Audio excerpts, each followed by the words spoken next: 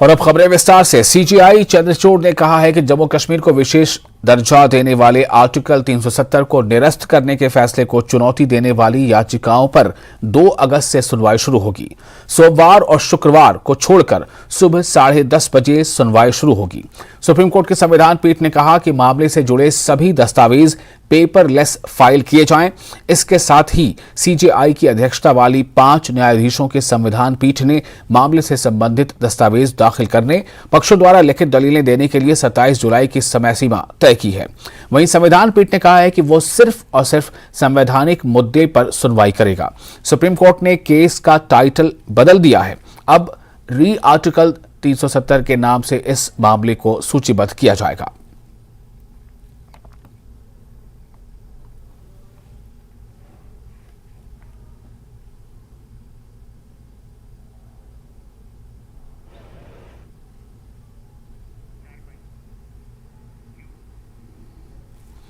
और 370 पर 2 अगस्त से शुरू होगी सुनवाई। 370 को चुनौती देने वाली याचिकाओं पर सुप्रीम कोर्ट में हुई सुनवाई। 370 को हटाए जाने के खिलाफ कुल 23 याचिकाएं की गई हैं दाखिल।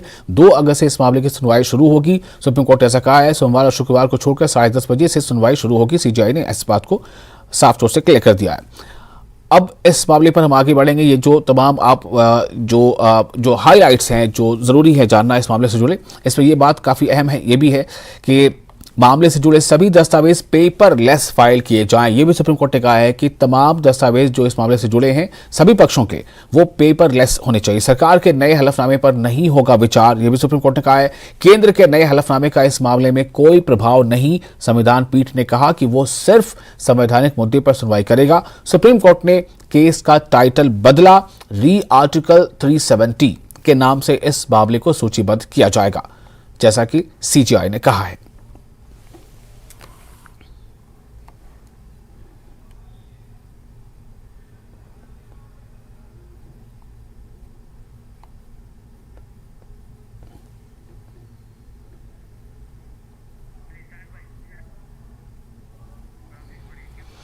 तीन सौ 370 को चुनौती देने वाली याचिकाओं पर सुप्रीम कोर्ट में हुई सुनवाई। 370 को हटाए जाने के खिलाफ कुल 23 याचिकाएं दाखिल की गई हैं। 2 अगस्त से इस मामले की सुनवाई शुरू होनी है। सुप्रीम कोर्ट ने इस बात को कहा है। सुप्रीम कोर्ट के संविधान पीठ ने सभी पक्षकारों से अपना जवाब देने के लिए कहा है।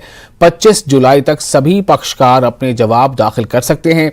27 जुलाई के बाद 370 से संबंधित कोई भी दस्तावेज कोर्ट में दाखिल न किया जाए, ऐसा सीजेआई ने कहा है। मामले से जुड़े सभी दस्तावेज पेपरलेस फाइल किए जाएं। सुप्रीम कोर्ट ने यह भी कहा है सरकार के नए हलफनामे पर नहीं होगा विचार। इस बात को भी सुप्रीम कोर्ट ने रेखांकित किया है कि केंद्र के नए हलफनामे का इस मामले में कोई प्रभाव नहीं। संविधान पीठ ने कहा कि वो सिर्फ संवैधानिक मुद्दों पर ही सुनवाई करेगा। सुप्रीम कोर्ट ने केस का टाइटल भी बदल दिया है। री आर्टिकल 370 के नाम से इस मामले को सूचीबद्ध किया जाएगा।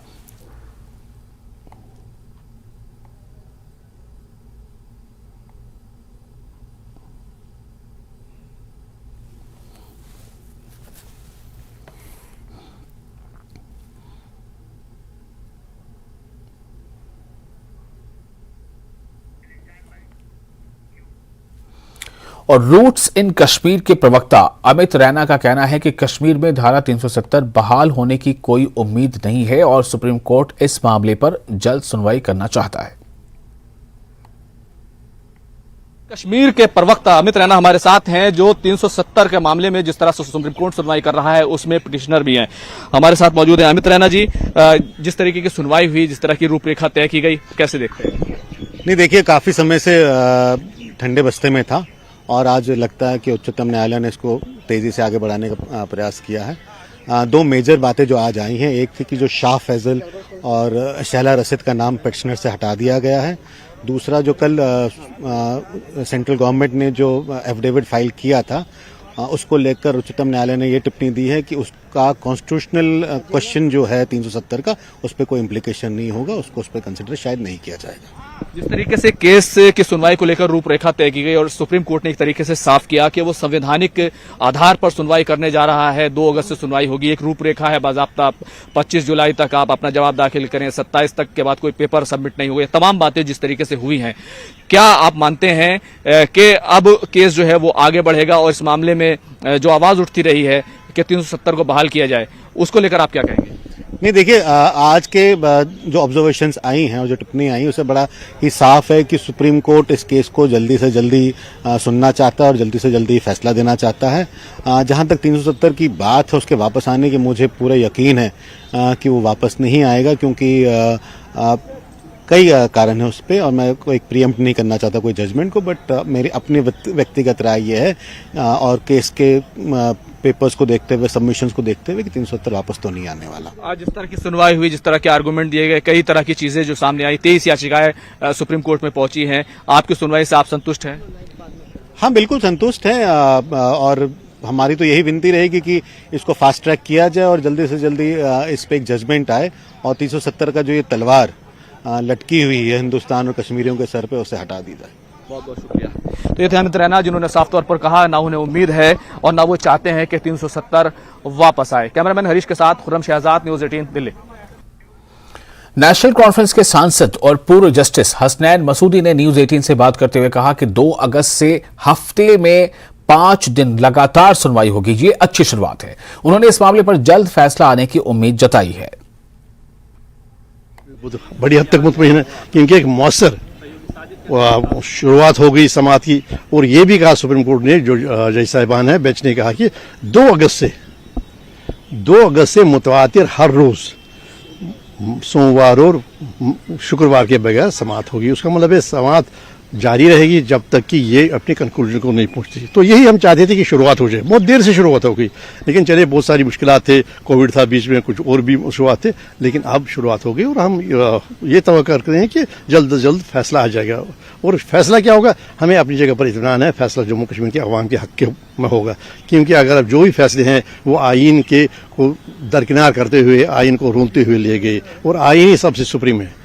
मुल्क का सबसे बड़ा जो सॉवरेंटी है वो आइन में, हर एक चीज इसी आइन की कसौटी पर परखी जाती है, और ये फैसले अगर हम आइन की कसौटी पर परखें तो नहीं हो सकते हैं। इसी वजह से मुझे लगता है कि सरकार ये मजबूर होगी कि वो एक सप्लीमेंट्री एफिडेविट दे दें और उसमें अपनी उपलब्धियों का, अपनी कामयाबियों का जिक्र करें, ताकि एक पोस्ट फैक्टो जस्टिफिकेशन दे उन फैसलों की जिनको उन्हें लगता है कि कोई आईनी आधार नहीं है। जो आईनी सवाल है, शायद इसी वजह से सुप्रीम कोर्ट ने कहा कि हम केंद्र सरकार का, मरकज का जो हलफनामा है, हम उस पर बातचीत नहीं करेंगे, बल्कि जो आईनी सवाल है उस पर गुफ्तगू करेंगे। जाहिर सी बात है, क्योंकि ये पहली सरकार को सोचना चाहिए था कि वो क्यों ये हलफनामा पेश करते हैं। क्या उनका ये गरज है कि उनके पास दरअसल कोई आईनी जवाब नहीं है, और वो एतराफ, इस ये एफिडेविट क्या उसका एतराफ है और उससे बाखबर है, उनका एहसास है कि हमारा कोई आईनी जवाब नहीं है। अब वो हम जस्टिफाई करेंगे आंकड़ों के बुनियाद पर, तरक्की के बुनियाद पर, टूरिज्म के बुनियाद पर, या बाकी जो भी वहाँ दिया गया है। लेकिन बात यह है जनाब, यहाँ पर जो भी सुप्रीम कोर्ट सबके सामने सवाल है, वो सवाल है आईनी हैसियत का। क्या वो फैसले 5 अगस्त के आईनी तो दुरुस्त थे, और आइन कहाँ का, आइन हिंद, क्या आईन हिंद के मुताबिक थी या नहीं?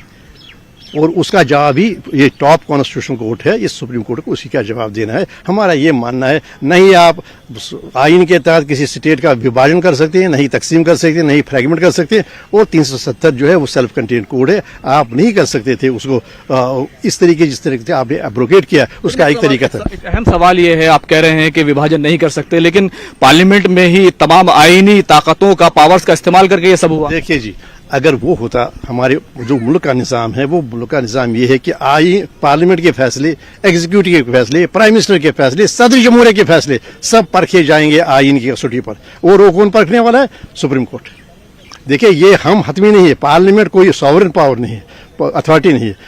पार्लियामेंट कानून बनाएगी और कानून को चुनौती आप दे सकते हैं कि कानून बिल्कुल नहीं, आर्टिकल 14 के खिलाफ है, 21 के खिलाफ, किसी और चैप्टर 3 के खिलाफ है। रियासत की तकसीम जो गलत आप बता रहे हैं, वो उसकी क्या बुनियाद है, क्या दलील है उसकी? बात यह है कि आर्टिकल 3 आपको जो आप मिल मिला के पढ़ेंगे, एक हार्मोनियस कंस्ट्रक्शन करेगी आर्टिकल 1 और आर्टिकल 3 का। तो ये है कि आप ये जो सारा जो हमारा मुल्क है, ये है यूनियन ऑफ स्टेट्स, ये स्टेट्स ने इकट्ठे करके इत्तेहाद है स्टेट्स का, और स्टेट्स का उसका मतलब है स्टेट की अपनी अपनी शिनाख्त है, हर एक शिनाख्त। आप वो शिनाख्त नहीं खत्म कर सकते उसका विभाजन करके। और पीडीपी प्रवक्ता मोहित भान ने सुप्रीम कोर्ट में अनुच्छेद 370 पर सुनवाई पर अपनी प्रतिक्रिया व्यक्त की है। सुप्रीम कोर्ट की तरफ से कि इसको एक्सप्रेस हियरिंग पे लिया गया है। मैंने सुना है कि शायद मंडे और फ्राइडे को छोड़कर बाकी हर दिन ये केस जो सुना जाएगा। लेकिन सबसे ज़रूरी चीज़ जो मैं समझता हूँ इसके अंदर ये है कि जैसे सुप्रीम कोर्ट को एक एफिडेविट के जरिए गुमराह करने की कोशिश की जा रही थी और एक लॉ एंड ऑर्डर सिचुएशन के बारे में एफिडेविट दिया गया था कि यहाँ पे सड़कें बन रही हैं, पुल बन रहे हैं, कॉलेज खुल रहे हैं, स्टोन बिल्डिंग नहीं है, तो उसके ऊपर जो चीफ जस्टिस साहब है उन्होंने एक नोटिस लिया और ये कहा है कि हम कॉन्स्टिट्यूशनल लीगैलिटी, आईनी जो इसकी लीगैलिटी है उसको हम डिस्कस और डिबेट कर रहे हैं, ना कि इस चीज़ को कि क्या लॉ एंड ऑर्डर सिचुएशन है, जो एक वेलकम मूव है। हमारी पार्टी की सदर महबूबा मुफ्ती साहिबा ने कल ये सवाल जो है लोगों के सामने भी लाया था और ये क्वेश्चन भी किया था कि सेंटर के एफिडेविट को कि हम इस चीज़ की लड़ाई नहीं लड़ रहे हैं कि यहाँ सड़कें कितनी बन गई है, पुल कितने बन गए, हम इस चीज़ की लड़ाई लड़ रहे हैं कि क्या जो 5 अगस्त 2019 को फैसला लिया गया वो आईनी तौर के ऊपर सही है या गलत है। मैं समझता हूँ कि चीफ जस्टिस चंद्रचूड़ साहब ने एक बहुत ही इम्पॉर्टेंट पहलू के ऊपर अपनी नज़र दोहराई है और उसको कहा है कि हम इस चीज़ को कंसिडरेशन में नहीं लेंगे, खाली जो कॉन्स्टिट्यूशनल लीगैलिटी है 370 और 35 उसके ऊपर ही डिबेट होगी और उसी के ऊपर जो है ये जो मैटर है उसी के ऊपर डिसाइड किया जाएगा। नेशनल कॉन्फ्रेंस उपाध्यक्ष और पूर्व मुख्यमंत्री उमर अब्दुल्ला ने कहा है कि 370 मामले पर केंद्र की स्थिति कमजोर है। उमर अब्दुल्ला ने कहा कि हमें जीत की पूरी उम्मीद है। उमर अब्दुल्ला ने इस मामले पर न्यूज 18 संवाददाता शबीर मीर से खास बातचीत की। सुप्रीम कोर्ट में बहस शुरू होने दीजिए, बातें वहीं पे होंगी। उम्मीदें कितनी है? अब 4 साल लगे सुप्रीम कोर्ट तक पहुंचने में, उसी से पता चलता है कि हमारा केस इतना मजबूत है। अगर हमारा केस कमजोर होता, यकीन माने ये हफ्तों के अंदर अंदर उस पर सुनवाई शुरू करते। इतना वक्त लगा उनको क्योंकि कानून और आइन की धज्जियां उड़ाई गईं 5 अगस्त 2019 को। आप पॉलिटिकली उसको जिस तरह भी पैकेज करें, आप उसको G20 और टूरिज्म और उन सब चीज़ों के साथ मिलाने की कोशिश करें, लेकिन हकीकत यह है कि कॉन्स्टिट्यूशनली और लीगली जो जम्मू कश्मीर के साथ हुआ वो गलत हुआ। यूसीसी पे बहुत सारी बातें, कुछ लोग एक राय ये बन रही है, कुछ सर्वेज भी आ गए हैं कि देखिए जी जेंडर इक्विटी पे, शादियों पे कई खवातीन जो हैं मुसलमानों के बात हो रही है कि वो चाहती हैं कि ये चीज़ों पे कानून बने, एक कॉमन कानून हो। उस पे क्या कहेंगे? आपने कोई प्रपोजल देखा है यूसीसी का? अभी मैंने तो नहीं देखा। इसमें कोई क्या इसमें शामिल होगा क्या नहीं होगा, आपने देखा? मैंने तो कोई प्रपोजल नहीं देखा। तो हम किस चीज़ पे बात कर रहे हैं?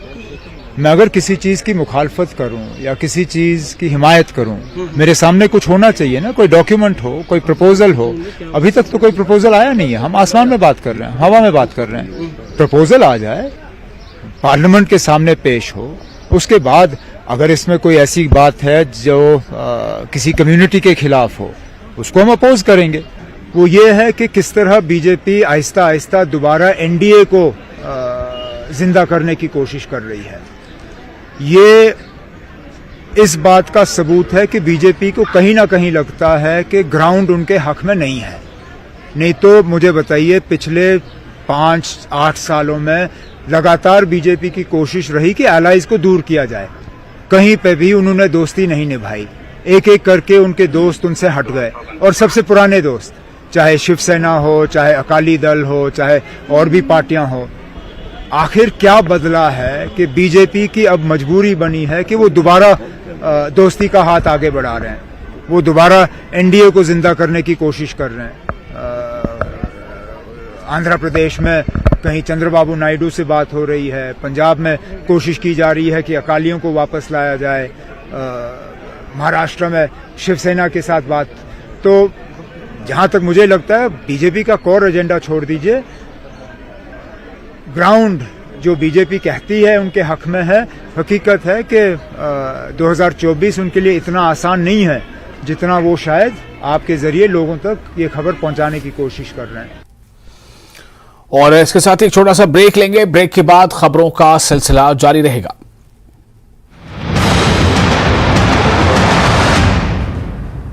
हेडलाइंस प्रेजेंटेड बाय पेट सफा आयुर्वेदिक चूर्ण। पेट सफा तो हर रोग दफा।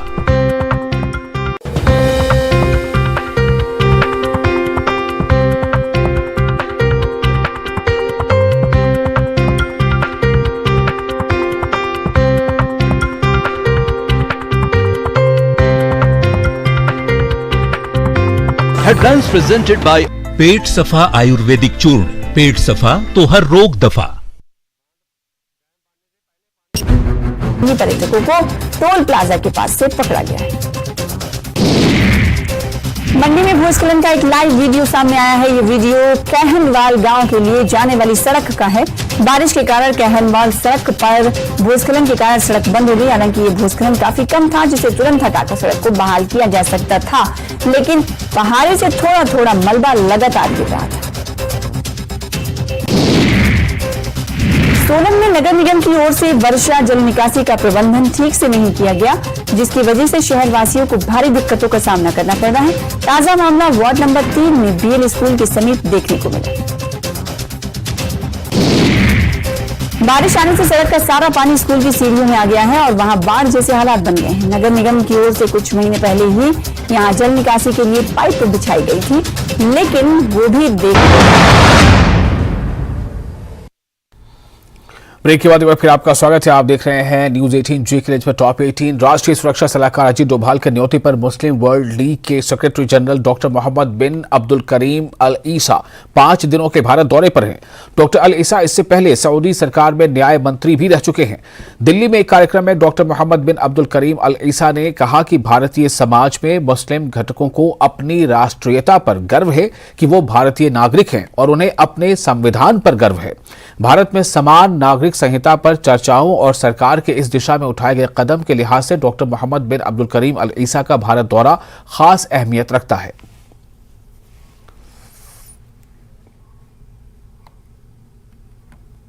أيضا أن المكون الإسلامي في جمهورية الهند مكون يعتز بوطنيته، يعتز بوطنه الهند. And we know that the Muslim component in the Indian society is also very important component, and it's an Muslim components in the Indian society. They are proud of their of nationality, that they are Indian national, and they are proud of their constitution. And here, the religious awareness plays a very crucial role. It should be taken, the religious awareness, as a tool for coexistence, as a tool to promote tolerance, as a tool for cooperation, and as a tool for enrichment to further the cooperation between the different elements of the society. مؤطرة التي تؤطرها القيم التي نتشارك فيها. राष्ट्रीय सुरक्षा सलाहकार अजीत डोभाल ने भी इस कार्यक्रम को संबोधित किया। अजीत डोभाल ने कहा कि भारत दुनिया में दूसरी और सबसे बड़ी मुस्लिम आबादी का घर है। भारतीय मुस्लिम आबादी इस्लामिक सहयोग संगठन के 33 से अधिक सदस्य देशों की संयुक्त आबादी के लगभग बराबर है। हिंदू धर्म और इस्लाम की गहरी आध्यात्मिक सामग्री ने लोगों को एक साथ लाया और एक दूसरे की सामाजिक और बौद्धिक समझ लाने में मदद की। India, the world's largest democracy and the mother of democracies, is a land of incredible diversity. In your talk, you elaborately mentioned about diversity as a fundamental trait of our existence. It has been a melting pot of cultures, religions, languages, and ethnicities which have coexisted in harmony for centuries. As an inclusive democracy, India has successfully managed to provide space for all its citizens, regardless of their religious, ethnic, and cultural identities. Amongst its numerous religious groups, Islam occupies a unique and significant position of pride, with India being home to the second largest Muslim population in the world. In fact, to give an idea of the scale we are talking about, Indian Muslim population is almost equal to the combined population of over 33 member states of the Organization of Islamic Cooperation. 3 दिनों के पड़ाव के बाद आखिरकार अमरनाथ यात्रियों का नया जत्था जम्मू बेस कैंप से पवित्र गुफा की ओर रवाना हो गया। जिन तीर्थ यात्रियों को बालटल मार्ग से 7, 8 और 9 पर आगे बढ़ना था, उन्हें आज कड़ी सुरक्षा व्यवस्था के तहत एक जत्थे के साथ आगे बढ़ने की अनुमति दी गई। साधुओं को आगे बढ़ने की अनुमति नहीं दी गई। वो अन्य तीर्थ यात्रियों के साथ कल सुबह आगे बढ़ेंगे। अभी मैं यात्री निवास भवन जम्मू में मौजूद हूं और एक अच्छी खबर है, आप देख लीजिए इनके चेहरों पे मुस्कान है और जो बम बम बोले के जय घोष जो है लगाते हुए अब इनको ये खबर मिल चुकी है कि ये यात्री जो है वो गुफा में शिवलिंग के दर्शन करने के लिए जम्मू बेस कैंप से निकल सकते हैं। हालांकि रिपोर्ट्स के मुताबिक जो बालटाल रूट से जाने वाले यात्री हैं उनको आज अलाउड किया जाएगा। 7, 8, 9 तारीख को जो यात्री यहाँ से जो शेड्यूल थे निकलने के लिए, लेकिन जम्मू श्रीनगर नेशनल हाईवे बंद होने के चलते वो नहीं निकल पाए थे और जम्मू में काफी दिक्कतें उनको पेश आई थी, वो आज यहाँ से निकलेंगे। लगभग अब दोपहर से पहले ही इनको यहाँ से निकाल दिया जाएगा और ये यात्री काफी खुश हैं। अब ये यात्री कहते हैं कि उन्होंने काफी दिक्कतें उनको पेश आई, लेकिन तमन्ना उनके दिल में यही थी कि वो कुछ भी हो जाए लेकिन वो दर्शन करने के बिना नहीं यहाँ से लौटेंगे और इनके हौसलों की आज जीत हुई है। आपके आज हौसले की जीत हुई है। हालांकि आपने यहाँ 4-5 दिन वेट किया लेकिन फिर भी जो आपके हौसलों की जीत हुई, मम भोले कितनी खुशी है आपको आज जाने की? बहुत अधिक खुशी हुई, भोलेनाथ के दर्शन करने के लिए बहुत अधिक खुशी हुई हम भक्त लोगों को। बम बम भोले। क्या अनाउंसमेंट किया गया है, आपने अनाउंसमेंट सुना? और इस वक्त की एक ब्रेकिंग न्यूज आपको दे रहे हैं। सीएम सुक्खू ने बाढ़ प्रभावित क्षेत्रों का वो दौरा किया है। सीएम सुक्खू बाढ़ प्रभावित क्षेत्रों का दौरा कर रहे हैं और सीएम सुक्खू बाढ़ प्रभावित क्षेत्रों का दौरा कर रहे हैं। जैसा कि पहले से हम आपको बता रहे थे कि जिस तरह से वहां पर तबाही आई है और कई जिलों में बारिश और बाढ़ से जो हालात बिल्कुल बेकाबू हुए हैं, खासतौर से गुज़िश्ता दिन, तो उसको लेकर सीएम सुक्खू जो है तमाम ऐसे प्रभावित इलाकों का एरियल दौरा करने वाले थे। तो अब ये खबर आ रही है कि सीएम सुक्खू ने बाढ़ प्रभावित जो क्षेत्र हैं उनका वो दौरा कर रहे हैं। ये तस्वीरें भी आप इस वक्त देख सकते हैं। इन तस्वीरों में आप देखें किस तरह सीएम सुक्खू जो है वो चॉपर पर सवार हैं और वो तमाम उन इलाकों का जायजा ले रहे हैं, उसका दौरा कर रहे हैं, उन्हें समझने की कोशिश कर रहे हैं कि कहां पर किस तरह की तबाही आई है, कहां किस तरह की बर्बादी है। तो जो पहली तस्वीरें आपने इस वक्त देखी है न्यूज 18 JKLH पर, सीएम का बाढ़ प्रभावित क्षेत्रों का दौरा, ये एरियल सर्वे कर रहे हैं सीएम सुखविंदर सिंह सुक्खू। और इस वक्त जो हिमाचल प्रदेश पे जिस तरह से वहां पर बारिश और जबरदस्त बारिश के बाद जो वहां सैलाब आ गया था कई इलाकों में, तो उसमें ये जो इस वक्त का दृश्य है कि सीएम सुखविंदर सिंह सुक्खू जो है इसका जायजा ले रहे हैं एरियल सर्वे करते हुए, ताकि इसके बाद इससे नुकसान का जो है वो आकलन किया जा सके और कहाँ कहाँ कितनी जो है वहाँ पर ज़रूरत है, कब उसे ठीक करने के लिए या उसे फिर से पटरी पर लाने के लिए, कहाँ पुलिया टूटा है, कहाँ पर जो है वो नदी ने जो है उसके बहाव ने कटाव लाया है। ये तमाम चीज़ों को वो खुद अपने तौर पर देखना चाह रहे थे और इसलिए वो एरियल सर्वे करते हुए सीएम सुखविंदर सिंह सुक्खू हिमाचल प्रदेश में वो इस वक्त उन इलाकों का एरियल सर्वे कर रहे हैं, हवाई जायजा ले रहे हैं जहां पर बाढ़ ने ज़्यादा जो है तबाही मचाई है और बारिश ने। तो इस वक्त की ये एक्सक्लूसिव तस्वीरें आप देख रहे हैं न्यूज 18 JKLH पर। न्यूज 18 JKLH आप तक ये तस्वीरें पहुंचा रहा है। जिस तरह से पिछले दिनों बारिश और से हुई तबाही में काफ़ी ज़्यादा नुकसान है, बताया जा रहा है करीब 3 से 4 हज़ार करोड़ रुपए की संपत्तियों का नुकसान हुआ है। 70 से ज़्यादा लोगों की जानें जा चुकी हैं और इसी दरमियान कई सड़कें, कई नेशनल हाईवेज वो बंद हैं, कई पुल पुलिया जो है वो टूटे हैं, कई मकान बह गए हैं बाढ़ की जद में आने से। तो इसका जायजा यानी एरियल सर्वे लेना जो है, जैसा उन्होंने कहा था सीएम सुखविंदर सुक्खू ने कि मैं इसका एरियल जायजा लूंगा, हवाई सर्वे करूंगा, ताकि इसको लेकर बेहतर प्लानिंग में मदद मिल सके कि किस तरफ ज़्यादा मदद की दरकार है और कहां पर ज़्यादा जो है स्थितियाँ बिगड़ी हैं। और इस वक्त मनाली से भी एक अहम खबर आपको दे रहे हैं। मनाली जाने वाले दोनों रास्ते बंद हो गए। मनाली से बड़ी खबर, मनाली का संपर्क बाकी हिस्सों से टूटा। जी हां, मनाली का संपर्क बाकी हिस्सों से टूट चुका है। मनाली जाने वाले दोनों रास्ते बंद हो गए हैं। चंडीगढ़ मनाली हाईवे 3 दिन से बंद है। Kullu Manali left bank road भी बंद। कुल्लू से मनाली के बीच व्यास नदी में बहा हाईवे।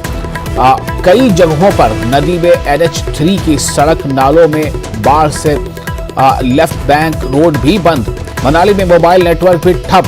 36 घंटे से मनाली में बिजली आपूर्ति भी ठप। मनाली की बाकी हिस्सों से मनाली का संपर्क जो है वो टूट चुका है। तो ये इस वक्त जो मानसून के बाद की जो हालात हैं उसने कई ज्यादा जो है चिंताएं बढ़ा दी हैं काफी ज्यादा सरकार के लिए। तो ये इस वक्त की अहम खबर आपको दे रहे हैं, मनाली का संपर्क बाकी हिस्सों से कट चुका है।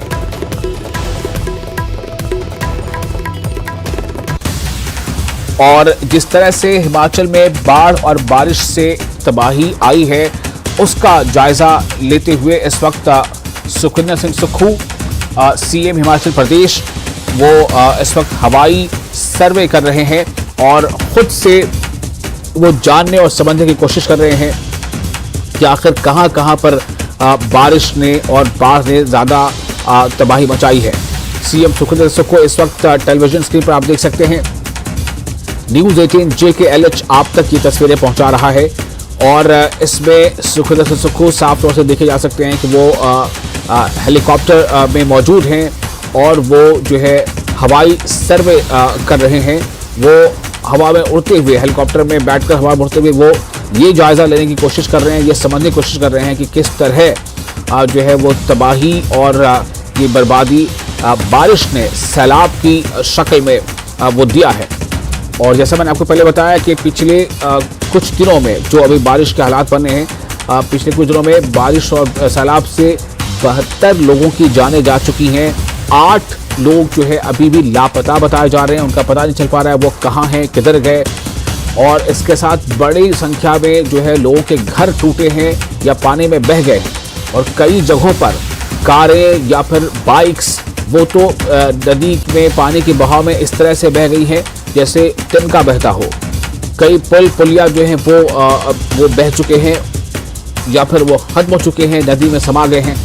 इन हालात के बीच हिमाचल प्रदेश के मुख्यमंत्री सुखविंदर सिंह सुक्खू इस वक्त एरियल सर्वे करते हुए, हवाई सर्वे करते हुए वो हेलीकॉप्टर के जरिए से ये जानने की कोशिश कर रहे हैं कि आखिर कहां कहां पर किन किन इलाकों में कितनी तबाही बची है, ताकि वो इसके बाद जो है एक मीटिंग करके, बैठक करके दिशा निर्देश दे सकें, अपने सुझाव दे सकें और अधिकारियों के सुझाव से त्वरित एक्शन प्लान तैयार हो सके कि कहां पर किस तरह सबसे पहले एक्शन लेना है। हालांकि इसी बीच ये भी खबर है कि प्रधानमंत्री ने भी सुखविंदर सुक्खू से बात की है और उनसे हालचाल जाना है कि हिमाचल में बारिश से जो तबाही आई है उसके बारे में जानकारी ली है।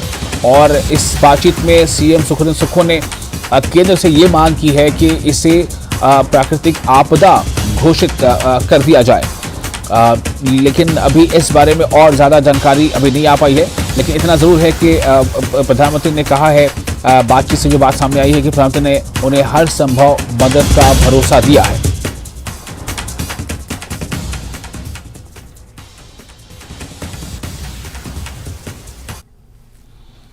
और इसी के साथ टॉप 18 में फिलहाल इतना ही, लेकिन न्यूज 18 JKLH पर लगातार बड़ी और अहम खबरों का सिलसिला जारी रहेगा।